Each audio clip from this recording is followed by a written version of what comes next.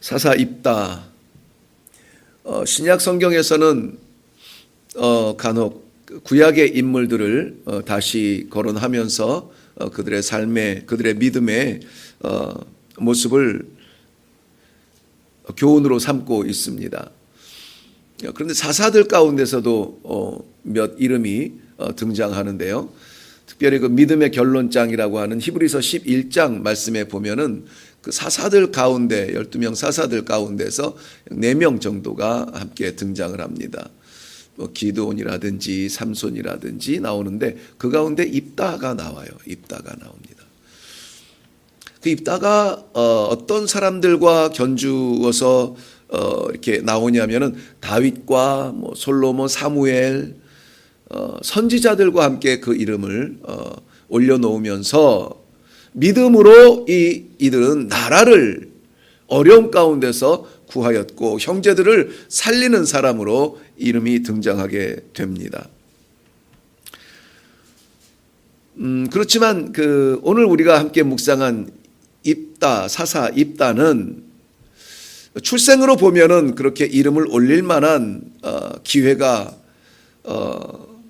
없어야 맞는 겁니다. 전통으로 말하면은 그는 외곽에 있어야 합니다.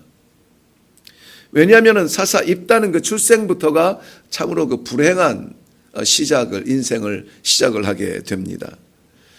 1절부터 3절까지가 사사 입다의 출생의 이야기인데요. 2절 중반에 보면은 그 형제들이 입다에게 하는 말입니다. 너는 다른 여인의 자식이니 라고 말해요. 다른 여인의 자식이다.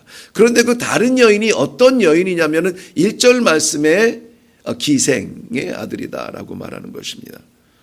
그런데 다른 여인은 이스라엘의 전통 속에서 이방 여인을 부를 때에 부르는 이름이 다른 여인이에요. 우리와는 달라. 같을 수가 없어. 그러니까 다른 종류의 여인이라고 말할 때 이방 여인인 것이죠. 그런데 그 이방 여인인데다가 그 이방 여인이 어떠한 여인이냐면은 기생이라는 것인데 부드럽게 표현해서 기생이지만 정확한 표현은 창녀였습니다.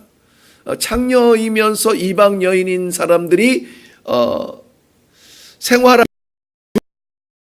참을 수 있는 곳은 어디냐면은 우상을 숭배하는 신전 안이었습니다.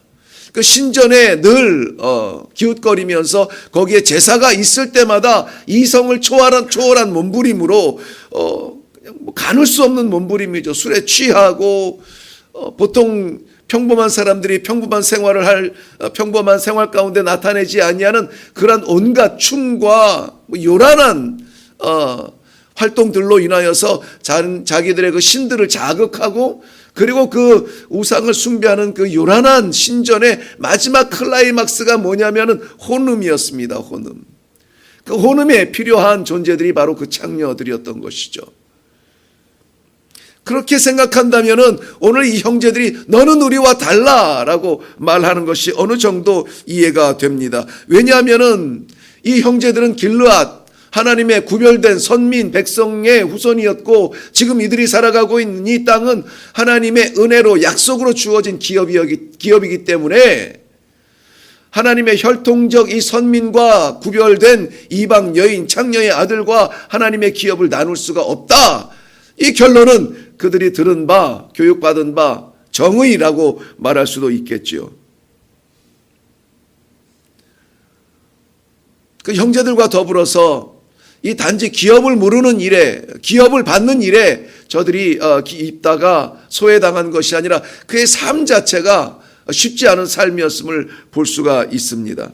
3절 말씀에 보면은 입다가 표현하기를 형제들을 피하여라고 했습니다. 피하여. 그러니까 이거 도저히 불편해서 못 살겠다. 나는 내 인생을 살련다. 스스로 결단하고 스스로 독립을 선언한 것이 아니라 도망하여 나올 수밖에 없었던 형편인 것을 우리가 이 글을 통하여서 알 수가 있습니다. 그도 그럴 것이 지금 입다가 살고 있었던 이 길르앗에는 보면 온 사방이 다 이스라엘 백성들이에요. 그 무리들 이스라엘 백성들로 인하여서 둘러싸여 있는 그 환경 가운데 이방 여인의 또 그 창녀의 아들로 존재한다는 것, 그것은 쉬운 일이 아니었을 것입니다. 어디에도 낄 수 없는, 세상에서 이리 치고 저리 치어도 돌아갈 곳이 가정이며, 돌아가서 다른 사람은 이해하지 못하도 형제들만은 받아주며, 누구야 누가 그랬어 어디 있어 하고 나서주는 사람들이 형제들인데, 그 형제들을 피해야만 하는 그러한 환경이라면 얼마나 견디기 어려웠던 자리였을까 우리는 생각할 수가 있습니다. 그렇게 해서 쫓겨난, 도망 나온, 피할 수밖에 없었던 입다의 삶이었습니다. 그런 그가 오히려 이스라엘을 구하고 형제들을 살리는 그러한 사람이 되어서 오늘 성경에 등장하고 있는 것입니다. 계산할 수 없는 대역전의 삶, 하나님의 은혜입니다. 다른 여인, 기생의 아들로 버림받고 쫓겨나야 했던, 아니 더러워서 내가 여기서 더 이상 안 살겠다 도망가야 했던 그 입다가 오히려 그들을 살리는 자리에 설 수 있는 이스라엘의 8대 사사가 될 수 있었던 것, 그것은 입다가 따로 나아가서 그 함께했던 불량배들과 힘을 합하여서 힘을 쌓아서 어떤 기능적인 연말을 한 것이 아니라 하나님의 은혜의 결론이었던 것입니다. 고린도전서 15장 10절 말씀에 사도 바울이 고백했던 그 고백이 생각나죠. 그러나 나의 나 된 것은 하나님의 은혜로 된 것이니 내게 주신 그 은혜가 헛되지 아니하게 하려 하여 내가 모든 사도보다 더 많이 수고하였으나 내가 아니요 오직 나와 함께 하신 하나님의 은혜라는 것이었습니다. 은혜라. 우리 된 것은 하나님의 은혜인 것입니다. 우리가 오늘도 하나님 아버지 앞에 올라왔고, 오늘도 하나님 앞에 백성 되었으며 자녀 되었고, 하나님을 아버지라고 부르며 기도의 자리에 존재할 수 있는 이것, 하나님의 은혜입니다. 입다가 사사된 것도 하나님의 은혜였습니다. 보잘것없는 버려진 존재를 향하여서 부어지는 하나님의 은혜. 됐다, 이만하면 됐다고 선자가 아니라 오히려 나는 아무것도 아닙니다, 무엇을 할 수가 있습니까? 사람들의 기준에도 못 미치는 존재입니다. 지렁이 같고 벌레 같은 그런 나입니다. 낮은 자리에 조아릴 때에 하나님께서 부어주시는 은혜인 것입니다. 높아져 봤나요? 강해져 봤나요? 거기에 하나님의 은혜가 있나요? 오늘 이 자리에 부어지는 하나님의 놀라우신 은혜의 단비에 흠뻑 젖어 돌아가실 수 있기를 바랍니다. 이 은혜를 맛본 입다와 반해서 이스라엘은 지금 곤경에 빠져 있습니다. 암몬 사람들이 쳐들어왔는데 암몬 사람들이 300년 전에 빼앗긴 내 땅 내놓으라고 들어와서 전쟁을 선언하고 있습니다. 이것은 우연이 아니고 이미 예견된 그러한 일이었습니다. 물론 요단강 서편의 가나안 본토에도 블레셋 사람들로 인하여서 곤경이 처하지만은, 그러나 요단강 동편은 하나님께서 계획했던 땅이 아니라 이 땅 너무 좋아요, 우리 여기 머물래요 라고 스스로 그 땅을 정하고 정착했던 그 사람들이 바로 오늘 이 어려움을 만나고 있는 사람들이었습니다. 그 어려움은 왜 어떻게 예견이 되었냐면, 거기에는 강이라고 하는 경계선이 없어요. 그 내륙에 있는 이방 사람들이 언제든지 접촉할 수 있고 쳐들어올 수가 있습니다. 이스라엘 백성들과 이방인들의 접촉은 단지 전쟁뿐만이 아니에요. 길르앗이 이방 여인을 통하여 아이를 낳을 수밖에 없는 환경도 여전히 열려 있다라고 하는 것입니다. 길르앗은 바로 그 중심에 있었습니다. 암몬 족속의 전쟁의 선포 앞에 이스라엘 백성들이 나서기는 하지만 누구 하나 그 이끌 만한 장군이 마땅한 사람이 없었습니다. 이스라엘의 장로들이 입다를 떠올리며 그에게 나아가서 오늘 도움을 요청하고 있습니다.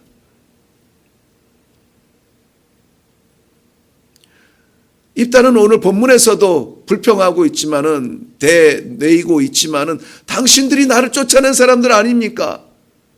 내가 순간순간 견디기가 얼마나 어려웠으면은 그곳을 도망쳐 나올 만큼 내게 견딜 수 없는 그런 환경을 당신들이 만들지 않았습니까? 그런데 이제 와서 도와달라고 말합니까? 도대체 내가 가서 도와줄 수 있는 환경입니까? 이해할 수 없는 그 자리였습니다. 여러분 혹시 쫓겨난 경험이 있으신가요? 쫓겨난 경험.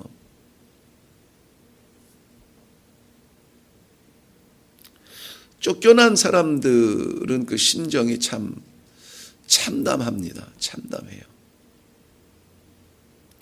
저는 고등학교 3학년 때 그 처음 쫓겨남을 경험을 했는데요. 교회에서 그 뭐 봉사를 합시고 한다고 성가대를 하다가 성가대에서 쫓겨난 거였어요. 지휘자하고 저하고 문제였습니다. 네. 개인적인 문제였는데 성가대가 다 이렇게 앉아 있는 그 자리에서 이제 저를 지목하면서 아무개 나가라고 그러더라고요. 그럼 연습 안 하겠다고. 다 이렇게 눈을 동그랗게 뜨고 있는데 제가 그 섬기던 교회가 꽤 이렇게 좀 큰 교회였어요. 18살의 사춘기 청소년이 감당하기에 좀 버거웠을 상황이었습니다. 또 일어났죠. 일어나서 그 전 같았으면은 그냥 가지 않았겠죠. 근데 왠지 그 순간에 그냥 그 상황을 위해서 내가 나가는 게 낫겠다 하는 생각이 들어서 성가대에서 일어나서 그 문을 향해서 예배당 본당에서 연습했는데 본당 문을 향해서 나가는데 그 거리가 왜 그렇게 먼지 문이 가까이 안 와요. 계속 점점 멀어지는 것 같고 왜 그렇게 뒤통수가 따끔따끔하고 다 나를 보는 것 같고 식은땀이 막 흐르는 정말 용서하기 어려운 연습 때까지 내가 좀 밖에서 참아 기다렸다가 정말 어찌해 보려는 생각까지 들 만큼 이 말씀을 준비하는데요. 그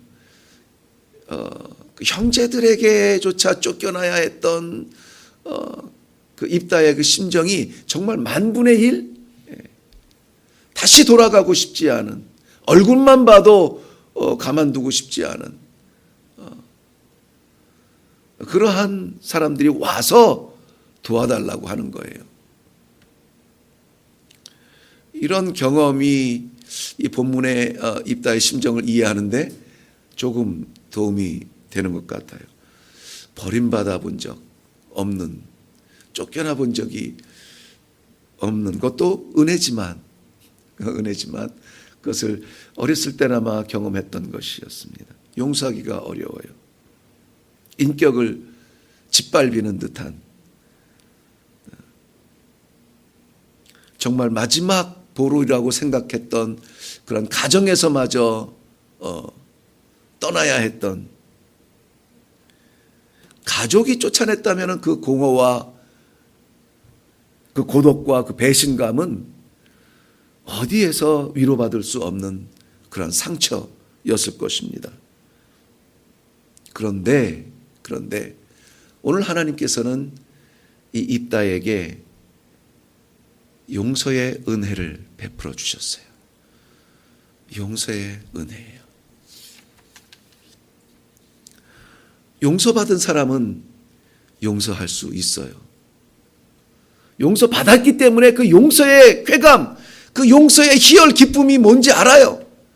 그래서 용서할 수 없는, 도저히 품을 수 없는 사람을 용서해요. 왜냐하면 그 용서 후에 찾아오는 영광을 알기 때문에. 우리 모두는 다 용서함을 받았어요. 오늘 우리가 찬양한 것처럼 주의 보혈 주의 보혈 능력이 있도다. 그 능력이 어떤 능력이에요? 나를 용서하신 능력이에요. 찌르면 죽을 것을 알면서 찔렀던 그 병사들을 내려다보면서 저들의 죄를 용서해 달라고 했던 그 주님의 용서가 오늘 우리를 살린 거예요. 던지면 맞아서 죽을 걸 뻔히 알면서도 돌을 던지는 그 사람들을 향하여서 저들의 죄를 용서해 달라고 기도할 수 있었던 그 용서. 그 결과가 우리예요. 우리가 어떻게 복음을 받았는지 아세요? 바로 그 날라오는 돌을 던지는 그 사람들을 향하여서 용서해 달라고 기도할 수 있었던 스데반 집사의 그 현장으로 말미암아, 그때로부터 말미암아 교회에 핍박이 시작이 됐고 거기에 몰려있던 교인들, 교회가 흩어지기 시작했어요. 이방의 땅으로 도망다니기 시작했어요.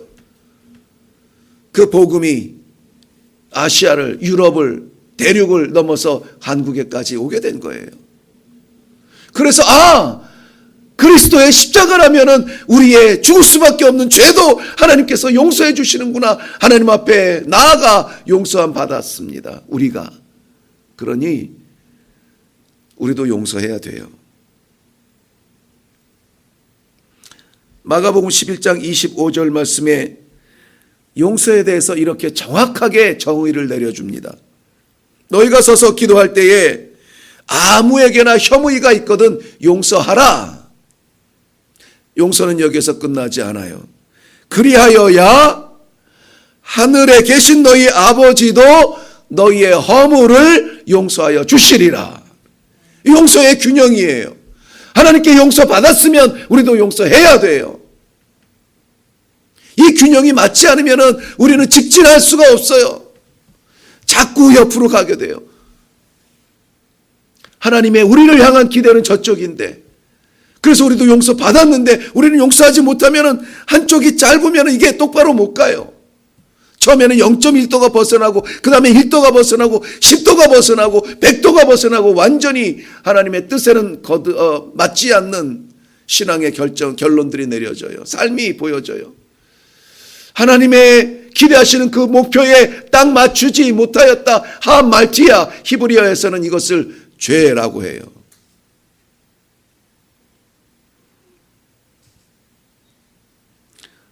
자신을 죽으려 했던, 자신을 묻으려 했던, 자신을 노예로 팔아버렸던 그 형제들을 용서했던 요셉의 그 용서의 자리, 얼마나 아름답습니까?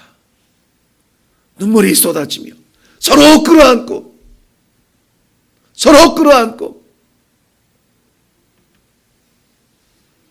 그 회복되는 은혜의 역사의 자리는 우리가 성경을 통해서 너무 잘 알고 있잖아요. 우리 삶에서도 그런 역사가 나타나야 돼요.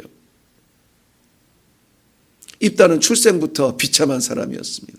비참한 것을 보듬어 주어야 되는데 비참한 것을 짓밟았던 그 형제들이 도움을 청할 때에 입다는 인격이 아니라 하나님의 은혜로 용서의 능력을 받아 그들에게 나아갑니다. 그리고 저들을 위해서 목숨을 걸고 싸웁니다. 그리고 그들을 구해냅니다. 살려냅니다.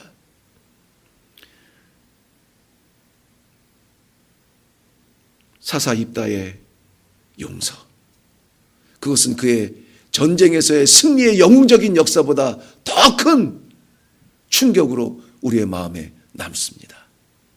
오늘 하나님께서 우리에게 부어주시는 은혜는 용서입니다. 용서할 수 있기를 바라요.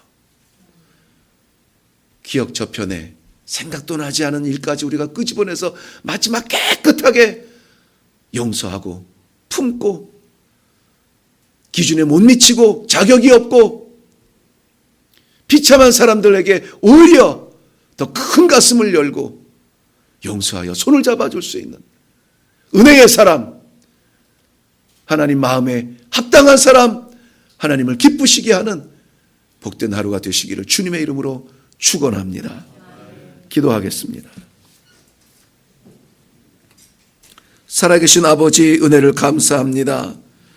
죽을 수밖에 없었던 우리를 하나님께서 용서하여 주시어서 십자가 그 사랑, 십자가 그 은혜로 우리를 구하여 주시고 용서해 주시고 하나님의 백성으로 오히려 나를 아버지라 불러라 회복시켜 주신 그 은혜로 우리가 지금 이 자리에 있습니다. 우리가 받았으니 우리도 나누기를 원합니다. 오늘 하루 살아가면서 하나님께서 허락하신 모든 환경과 모든 체력과 모든 기력을 다하여서 용서의 자리를 나아가려고 합니다. 아버지, 용기를 주세요. 아버지, 은혜를 부어주세요. 용서할 수 있는 사람들이 되게 하여 주세요. 모든 사람을 품는 넓은 가슴이 되게 해 주세요. 사랑하는 주의 종의 불편한 자리를 수술로 떼어나며 회복을 시켜주시고 건강 중에 일으켜주심을 인하여 감사합니다. 오늘 말씀하신 대로 하나님 세상을 품으며 사랑하며 용서하는 귀한 종으로 쓰임받을 수 있도록 붙잡아 주시옵소서. 오늘 하나님께서 기도하는 모든 영혼들에게 이 용서의 귀한 은혜를 능력으로 부어 주실 줄 믿사옵고 예수님의 이름으로 기도하옵나이다. 아멘. 이 시간에 우리 기도할